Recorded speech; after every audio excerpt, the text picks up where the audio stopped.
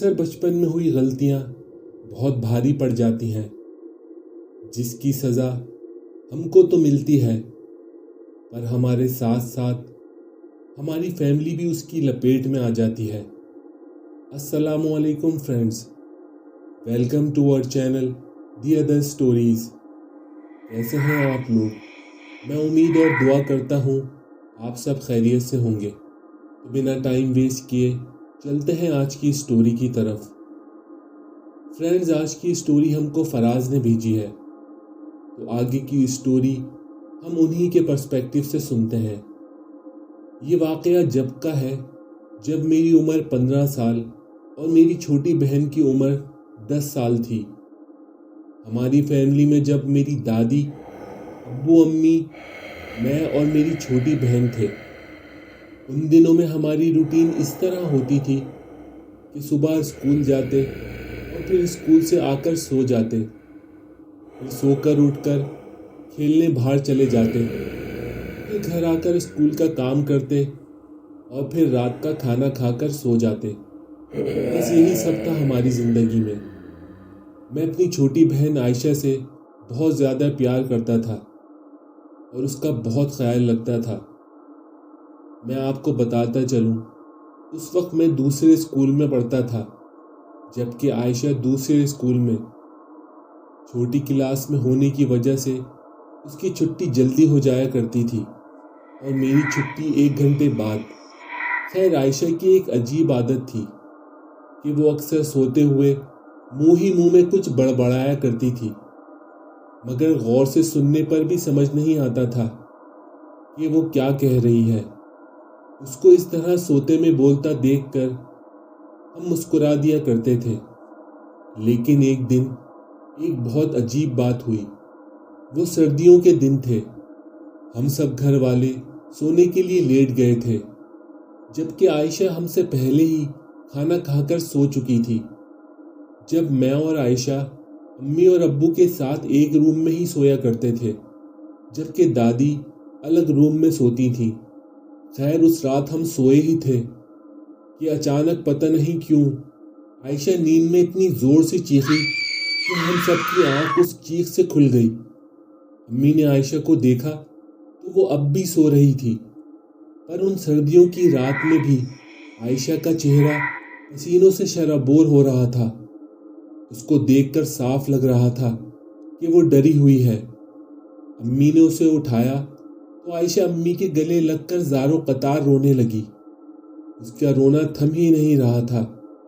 امی نے بڑی مشکل سے اس کو چپ کروایا اور میں بھاگ کر کچن سے عائشہ کے لیے ایک گلاس پانی لے کر آیا۔ چپ ہوتے ہی امی نے عائشہ کو پانی پلایا اور اس سے پوچھا کہ کیا ہوا تھا، کوئی برا خواب دیکھ لیا تھا میری بیٹی نے؟ تو عائشہ نے اس بات میں ڈرتے ہوئے اپنا سر ہلا دیا اور بتایا کہ اس نے دیکھا کہ کوئی لمبا سا کالا آدمی اس کے پیچھے اس کو مارنے کے لیے بھاگ رہا تھا۔ عائشہ کی بات سن کر سب مسکرانے لگے اور امی ابو عائشہ کو سمجھانے لگے کہ بیٹا، تم نے بس ایک برا خواب دیکھا تھا، حقیقت میں ایسا کچھ بھی نہیں ہے۔ اور جب تک ہم لوگوں کو پتہ نہیں تھا کہ اس خواب کے پیچھے کیا وجہ تھی، امی اس کو بہت دیر تک سمجھاتی رہی۔ جب اس کا ڈر کچھ کم ہو گیا تو اس کو پھر سے سونے کے لیے لٹا دیا۔ صبح جب امی نے ہم کو اسکول کے لیے اٹھایا تو میں نے محسوس کیا عائشہ کچھ سست سست لگ رہی ہے، کیونکہ وہ ایسا کبھی بھی بیہیو نہیں کیا کرتی تھی۔ ہمیشہ خوشی خوشی اسکول کے لیے تیار ہوا کرتی تھی۔ میں نے عائشہ سے پوچھا بھی کہ تمہیں کیا ہوا ہے، پر اس نے کہا کچھ نہیں، میں تو ٹھیک ہوں۔ پھر میں نے امی سے بھی کہا کہ مجھے عائشہ کی طبیعت ٹھیک نہیں لگ رہی۔ جب امی نے اس کو چیک کیا تو اس کو ہلکا سا فیور تھا، تو امی نے عائشہ سے کہا آج تم اسکول کی چھٹی کر لو۔ اور پھر اس دن عائشہ اسکول نہیں گئی۔ جب میں اسکول سے واپس گھر آیا تو عائشہ بیڈ پر لیٹی ہوئی تھی اور امی اس کے سر پر ٹھنڈے پانی کی پٹیاں رکھ رہی تھیں۔ میں نے فوراً امی سے پوچھا کہ عائشہ کو کیا ہوا ہے؟ تو امی نے بتایا کہ صبح تمہارے اسکول جاتے ہی عائشہ کو بہت تیز بخار چڑھ گیا تھا۔ پر اب گھبرانے والی کوئی بات نہیں ہے۔ ہم عائشہ کو فوراً ڈاکٹر کے پاس لے گئے تھے۔ اس نے دوائی دی ہے، 1-2 دن میں بالکل ٹھیک ہو جائے گی۔ اسی دن شام تک عائشہ کا بخار پوری طرح سے اتر چکا تھا اور اب وہ کافی بہتر لگ رہی تھی۔ ابو بھی آفس سے آتے ہوئے عائشہ کے لیے بہت سارے فروٹ لے کر آئے تھے اور وہ بہت شوق سے اپنے پسند کے فروٹ کھا رہی تھی۔ مجھے کل رات سے ہی اس کی بہت فکر ہو رہی تھی، پر اب اس کی طبیعت بہتر ہے، یہ دیکھ کر مجھے کافی خوشی ہو رہی تھی۔ پھر رات میں کھانا کھا کر ہم سونے کے لیے لیٹ گئے۔ احسن بھائی، اس رات پھر دوبارہ کچھ ایسا ہوا جس کو سن کر ہم سب کی آنکھ پھر سے کھل گئی۔ اور اس رات ہماری آنکھ عائشہ کی آواز سے نہیں، ابو کی آواز سے کھلی تھی، جنہوں نے عائشہ کا نام بہت زور سے لیا تھا۔ میں نے اٹھتے ہی ابو کی طرف دیکھا تو وہ اپنی جگہ سے اٹھ کر باہر کی طرف جانے لگے، جہاں نیچے زمین پر عائشہ دروازے کے پاس گری ہوئی تھی۔ ابو نے عائشہ کو گود میں اٹھایا اور دوبارہ اس کے بستر پر لا کر لٹا دیا۔ عائشہ اب بھی سو رہی تھی۔ میری سمجھ میں کچھ نہیں آ رہا تھا کہ ابھی کچھ دیر پہلے کیا ہوا تھا۔ یہی حال امی کا بھی تھا۔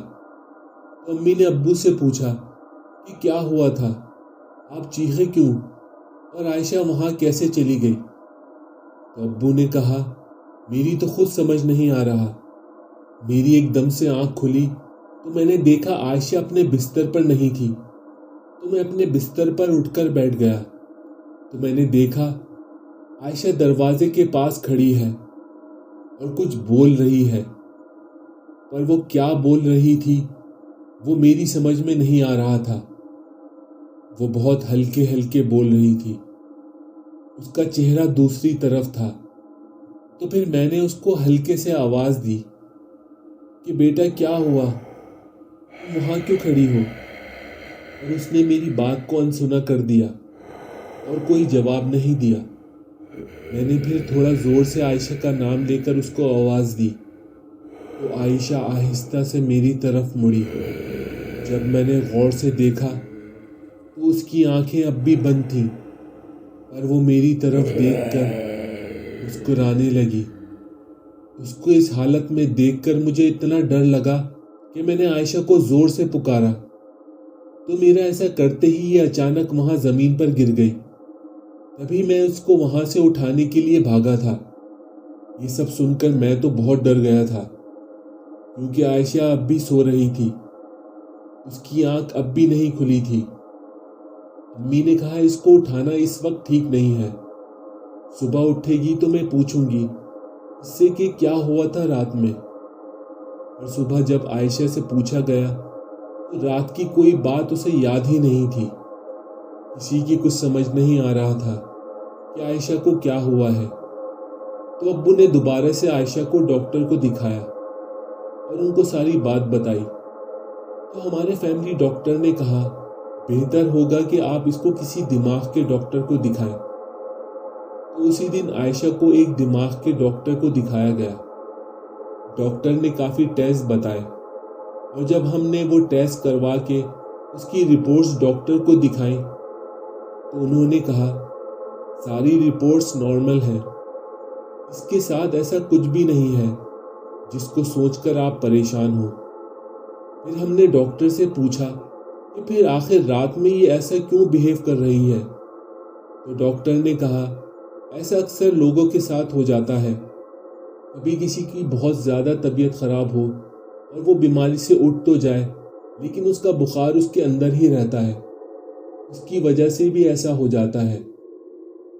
اور کبھی بہت سے لوگ نیند میں چلنے لگتے ہیں اور نیند میں ہی بولنے لگتے ہیں، پر پھر بھی میں کچھ دوائیاں آپ کو لکھ کر دے رہا ہوں، اس سے یہ پرابلم بھی کافی جلدی ٹھیک ہو جائے گی۔ ڈاکٹر کی یہ بات سن کر ہماری جان میں جان آئی اور ہم تھوڑا مطمئن ہو گئے کہ عائشہ کے ساتھ ایسا ویسا کچھ نہیں ہے۔ اب عائشہ پہلے سے کافی بہتر لگ رہی تھی، یا یہ کہیں کہ وہ دن میں بالکل ٹھیک رہتی تھی، اپنے روٹین کے سارے کام کرتی تھی، پر رات میں اس کا برتاؤ بدل جاتا تھا۔ وہ ہماری ہوتے ہوئے بھی غیر لگنے لگتی تھی۔ ایک شام ہم سب گھر والے ساتھ میں بیٹھے ہوئے تھے تو میں نے عائشہ کے چہرے پر غور کیا، جس کا چہرہ مجھے کچھ پیلا پیلا لگ رہا تھا، جیسے اس میں خون کی کمی ہو گئی ہو۔ میں نے اس بات کا ذکر امی سے بھی کیا، پر امی کو ایسا محسوس نہیں ہوا۔ مجھے لگا شاید میں بہت زیادہ سوچ رہا ہوں اور یہ میرا وہم ہے، کیونکہ اگر ایسا ہوتا تو باقی گھر والوں کو بھی ایسا ضرور محسوس ہوتا۔ اس کے بعد میں نے اس بارے میں زیادہ نہیں سوچا۔ رات ہوتی تھی تو امی کچھ پیسے عائشہ کے تکیے کے نیچے رکھ دیا کرتی تھیں تاکہ صبح اس کا صدقہ کر سکیں۔ عائشہ کو ان سب باتوں کے بارے میں کوئی اندازہ نہیں تھا کہ اس کی وجہ سے ہم سب گھر والے کتنا پریشان ہیں۔ روز اس کی نظر اتاری جاتی۔ میں آپ کو بتاتا چلوں، ہمارے گھر میں لال مرچوں سے 7 بار نظر اتاری جاتی ہے۔ 7 بار مرچ کو مریض کے اوپر پھیر کر اس کو جلا دیا جاتا ہے۔ اگر جلنے پر اس میں بدبو نہ آئے اور مرچ فوراً تیزی سے جل جائے تو اس کا مطلب ہوتا ہے نظر لگی ہوئی تھی۔ پر عائشہ کے معاملے میں روز نظر اتاری جاتی اور روز ایسا ہی ہوتا۔ امی کو لگا شاید یہ مرچیں ہی خراب ہیں، ورنہ ایک بار میں ہی نظر اتر جاتی ہے۔ دوسری جگہ سے بھی لال مرچ منگائی گئی، پر پھر بھی وہی ہوا جو ہر بار ہوتا تھا۔ ایک رات جب ہم سب سو گئے تھے تو رات میں دیر سے میری آنکھ پیاس سے کھلی۔ میں نے اٹھ کر ٹائم دیکھا، اس وقت صبح کے 2:45 بج رہے تھے۔ عائشہ اپنے بستر پر آرام سے سو رہی تھی۔ میں باہر لانچ میں گیا، پانی پیا، اور جب میں واپس اپنے بستر پر لیٹنے کے لیے کمرے میں آیا تو عائشہ اپنے بستر پر نہیں تھی۔ یہ دیکھ کر میرے پیروں کے نیچے سے زمین نکل گئی اور میرے ذہن میں پچھلی راتوں کا منظر آنے لگا تو میں اور ڈر گیا۔ میں نے فوراً امی ابو کو اٹھا دیا اور ہم سب نے سارا گھر چیک کر لیا، پر عائشہ ہمیں کہیں نہیں مل رہی تھی۔ مین ڈور بھی چیک کیا گیا کہ کہیں وہ گھر سے باہر نہ چلی گئی ہو، پر ڈور تو اندر سے لاک ہی تھا۔ اس کا مطلب تھا عائشہ گھر میں ہی کہیں پر ہے۔ اچانک میرے ذہن میں پتہ نہیں کیا آیا اور میں عائشہ کو ڈھونڈتے ہوئے گھر کی چھت پر چلا گیا۔ وہاں پہنچ کے میں نے دیکھا عائشہ منہ کے بل چھت کے بیچوں بیچ لیٹی ہوئی تھی۔ میں نے فوراً ابو کو آواز دی۔ ابو اوپر آئے تو ہم نے دیکھا عائشہ اب بھی گہری نیند میں سو رہی تھی اور حیران کن طور پر اس کے سارے کپڑے گیلے ہو رہے تھے، جیسے صرف اس کے اوپر ہی تیز بارش ہو رہی ہو۔ ابو نے عائشہ کو گود میں اٹھایا اور اس کو اٹھا کر نیچے لے آئے۔ امی نے اس کے کپڑے چینج کروا دیے اور اس کو بستر پر لٹا دیا گیا۔ ہم سب کی سمجھ میں نہیں آ رہا تھا کہ عائشہ سر سے پیر تک گیلی کیوں ہو رہی تھی، جبکہ چھت تو پوری سوکھی پڑی ہوئی تھی۔ اور اتنا سب ہونے کے باوجود عائشہ اب بھی آرام سے کیسے سو رہی تھی؟ ہم سب ڈر تو بہت گئے تھے، پر ڈاکٹر نے بتایا تھا کہ کچھ لوگوں کے ساتھ ایسا ہو جاتا ہے۔ ہمیں لگا دوائی کا اثر ہونے میں شاید کچھ وقت لگے گا، پھر وہ جلدی ہی ٹھیک ہو جائے گی۔ اس رات میں تو سو گیا تھا، پر امی ابو پوری رات جاگتے رہے۔ صبح ہوئی تو میں نے آنکھ کھولتے ہی عائشہ سے پوچھا کہ رات میں تمہیں کیا ہو جاتا ہے؟ رات میں بھی تم سوتے ہوئے چھت پر چلی گئی تھی۔ تو عائشہ کو میری بات پر یقین نہیں ہو رہا تھا کہ وہ رات میں اوپر چلی گئی تھی۔ میرے لیے حیرت کی بات یہ تھی کہ کوئی سوتے میں سیدھا زمین پر تو چل سکتا ہے، پر سوتے میں جب آنکھیں بند ہوں تو کوئی سیڑھیاں کیسے چڑھ سکتا ہے؟ مجھے اب ہر وقت امی ابو کے چہرے پر پریشانی دکھائی دیتی تھی، پر ہم کچھ کر بھی نہیں پا رہے تھے، اور ہمیں بھی اندازہ ہو رہا تھا کہ جو عائشہ کے ساتھ ہو رہا ہے وہ کوئی عام مسئلہ نہیں ہے۔ اس کے بعد عائشہ کو گھر سے باہر جانے نہیں دیا جاتا تھا، نہ اسکول اور نہ باہر کھیلنے کے لیے۔ جب میں اسکول سے واپس آ جاتا تو عائشہ کے ساتھ کھیلا کرتا تھا اور وہ گھر میں ہی کھانا پینا کر کے سونے چلی جاتی تھی۔ پھر وہ خوفناک رات آئی उस दिन तो आयशा सो गई थी, पर अम्मी अब्बू आयशा की वजह से जाग रहे थे। दादी भी कुछ देर जागी, फिर वो भी सोने के लिए चली गई। उस रात अम्मी अब्बू सबके सो जाने के बाद आपस में आयशा की तबीयत के मुतालिक बात कर रहे थे कि अचानक उनको किसी के हंसने की आवाज़ आई। उन्होंने कमरे में चारों तरफ देखा। हम तो सो रहे थे, फिर उन्हें ये हंसने की आवाज़ कहाँ से आ रही थी। जब उन्होंने गौर से देखा तो वो हंसने की आवाज़ आयशा के मुंह से आ रही थी, और वो हंसने की आवाज़ ऐसी थी जैसे कोई अधेड़ उम्र का शख्स हंस रहा हो। वो आवाज़ आयशा की तो बिल्कुल भी नहीं थी, और उसके साथ साथ आयशा का जिस्म अजीब तरह से अकड़ने लगा था। अब्बू ने ज़ोर से आयशा का नाम पुकारा तो जवाब में आयशा ने उसी भारी आवाज़ में किसी और ज़बान में कुछ बोलने लगी।